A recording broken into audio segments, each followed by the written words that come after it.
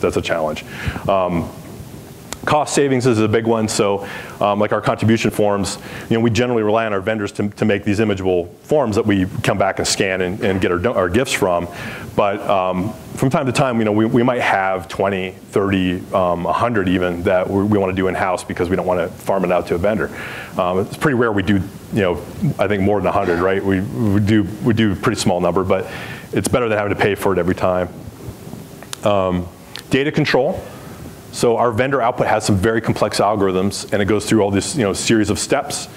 And having that as part of our in-house just allows us to change that up when we want to. And we can actually change our methodology of how we're asking people for money anytime we want.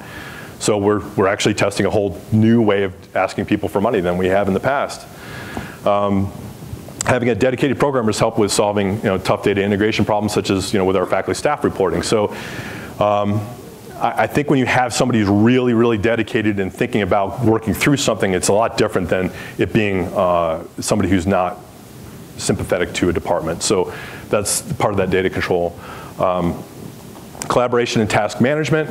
So that's one of the ways that our department's really been able to use our project management system to collaborate and get things done, see them in a system, be able to stay on task.